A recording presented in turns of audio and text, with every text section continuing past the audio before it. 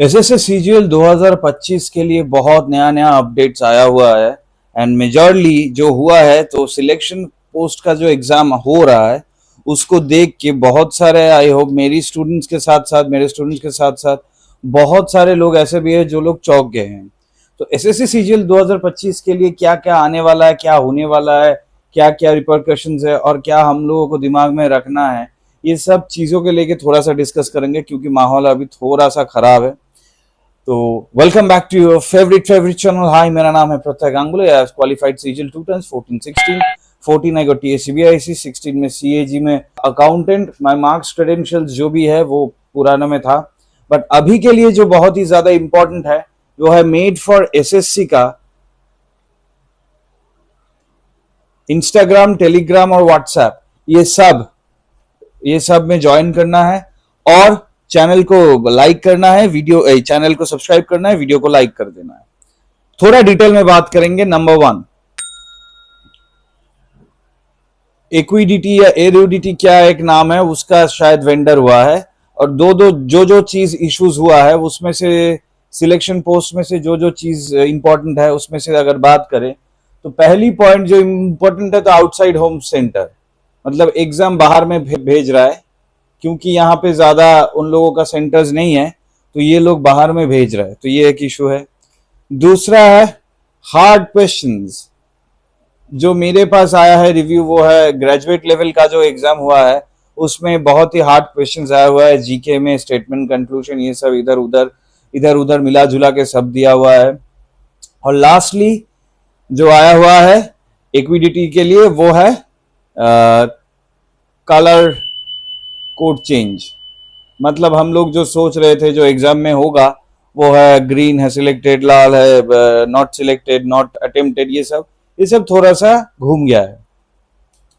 Now इसके regarding बहुत सारे डिटेल में अगर जाएंगे तो अगर आउटसाइड होम पोस्टिंग में अगर जाएं तो नंबर 1 पॉइंट है, बहुत सारे लोग ये बता रहे हैं कि 2 हफ्ते पहले या 4 दिन पहले एग्जाम का जब एडमिट कार्ड आ रहा है बोल रहे हैं बाहर में होम सेंटर पड़ा हुआ है तो कैसे जाएंगे।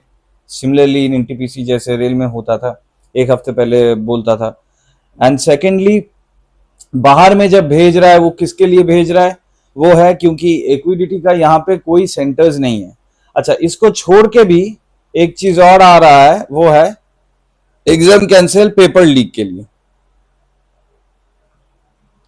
इसका मतलब क्या है, मतलब जो हम लोग पहले सोच भी रहे थे कि पेपर लीक हो जाने से एक्विडिटी का कुछ हिस्ट्री है पेपर लीक होने का, ये तो वो भी हो रहा है। तो ये सब कुछ लेके कैंडिडेट्स बहुत सारे लोचे में हैं, तो धीरे धीरे एक एक करके ये सॉल्व करते हैं। नंबर 1, अगर आउटसाइड होम पोस्टिंग है तो इसमें भी और एक इक्वेशन है कि एडमिट कार्ड में फोटो ब्लैक आ रहा है।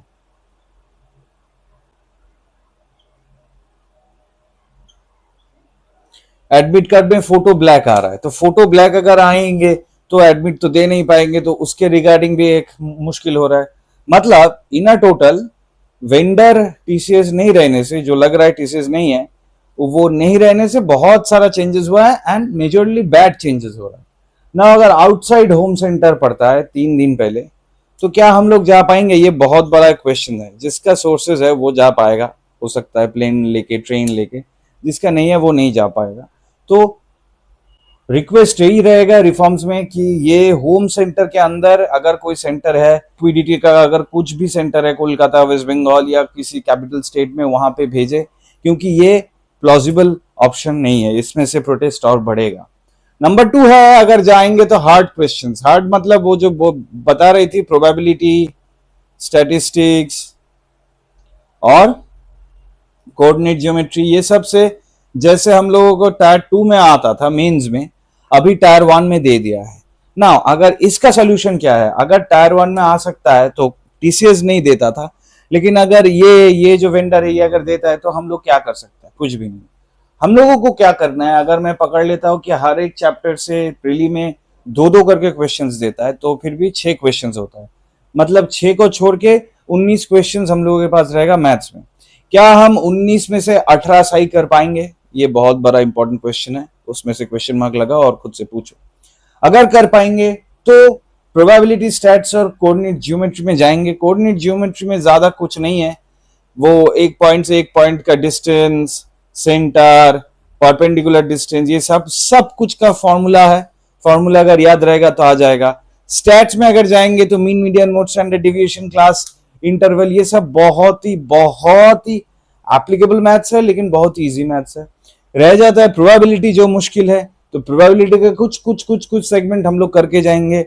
लेकिन पहली बात यह है कि अगर हम लोगों को बाकी 19 में से 18 सही नहीं हो रहा इन द मॉक टेस्ट, तो पहले 18 के ऊपर कंसंट्रेट करेंगे, वो सही करने की कोशिश करेंगे। उसके बाद कोऑर्डिनेट जियोमेट्री सही करेंगे, उसके बाद स्टैट्स सही करेंगे। अगर उसके बाद भी टाइम बचा रहा, फिर प्रोबेबिलिटी करेंगे। हुआ, ये हो गया कोऑर्डिनेट जियोमेट्री का, ये जो हार्ड क्वेश्चंस है। और अगर हार्ड क्वेश्चंस का ये क्या होगा, बहुत लोग सोच रहे हैं कि अगर हार्ड आएगा सर मुश्किल हो जाएगा, ये वो। अगर क्वेश्चंस हार्ड होता है, जो जीके में भी हार्ड होगा, रीजनिंग में भी अगर हार्ड होगा, इंग्लिश में भी अगर हार्ड होगा, अगर हर सेक्शन हार्ड होता है, तो एक चीज अच्छा होता है इसमें से, कट ऑफ बहुत कम हो जाता है। जो मैं 160 बोल रहा था, वो हो सकता है घट के 130 से 140 के अंदर आ जाए, क्योंकि क्वेश्चंस अगर डिफिकल्ट आता है तो ऑब्वियसली कट ऑफ कमेगा। और कट ऑफ कितना और बढ़ेगा, 160 प्लस बढ़ना तो इज नॉट प्लॉजिबल। तो क्वेश्चंस ही डिफिकल्ट करना पड़ेगा। क्वेश्चंस डिफिकल्ट करने के बाद अगर 130 से 135 कट ऑफ आता है, तो we can go back to that 2014-15 zone, जहां पे टायर 1 में 125 127 ही कट ऑफ रहता था, लेकिन टायर 1 का मार्क्स ऐड हो जाता था यहाँ पे क्वालिफाई में। तो कट ऑफ अगर बढ़ता है तो कट ऑफ अगर घटता है, तो मेरा मार्क्स अगर घटता है तो कट ऑफ भी घटेगा। मुझे सिर्फ यही करना है, अगर हार्ड शिफ्ट होता है, हार्ड क्वेश्चन होता है, मुझे सिर्फ एक ही चीज दिमाग में रखना है कि जितना मैं करूंगा उतना सही करूंगा, ज्यादा नहीं करूंगा। 15 क्वेश्चंस हर एक सेगमेंट में पकड़ लेते हैं। बाकी जो 3 सेगमेंट है, मैथ्स, रीजनिंग, इंग्लिश, उसमें 75 क्वेश्चंस में मैं 45 क्वेश्चंस करता हूँ। और जीके में 25 क्वेश्चंस में मैं 10 क्वेश्चंस करता हूँ। तो कितना हुआ, 45 मतलब 15 करके तीनों सेक्शन से, और यहाँ पे 10 मतलब 25। तो 45 और 10 55, 55 इंटू 2 हो गया 110। 110 अगर मेरा मार्क्स सही आए, तो फिर अगर मैं 2-3 क्वेश्चंस और भी अच्छा करता हूं, तो हो सकता है SC ST के लिए मेरा कट ऑफ क्लियर हो जाए।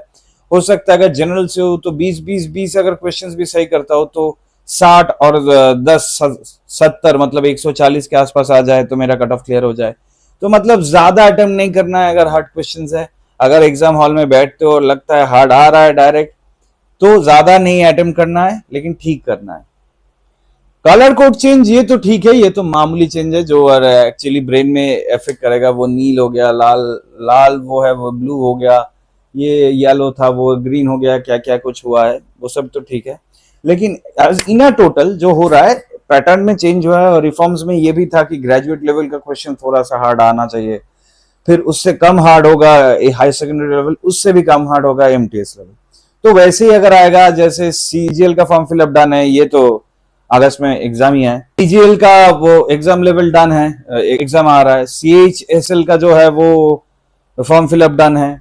MTS का भी फॉर्म फिलअप डन है, मतलब सबका फॉर्म फिलअप हो गया। अभी एग्जाम का टाइम है, तो थोड़ा सा हार्ड बनता है। अगर हार्ड आता है तो एक चीज अच्छा होता है कि एकदम बेसिक कंसेप्ट जो है वो टेस्ट भी होगा, और मार्क्स घटेगा, मतलब कट ऑफ मार्क्स नीचे जाएगा। लेकिन ये सबको छोड़ के जो एक पॉइंट रहता है, अगर बाहर में हम लोगों को पोस्टिंग मिलता है रहने के लिए, मतलब एग्जाम के लिए, तो वो ही एकमात्र जो चैलेंज है, वो हम लोग बिकॉज ऑफ फिनेंशियल डिफिकल्टीज या लॉजिस्टिकल डिफिकल्टीज हम लोग जा नहीं पाएंगे, तो वो अनफेयर है। बाकी सब कुछ भी अनफेयर नहीं है।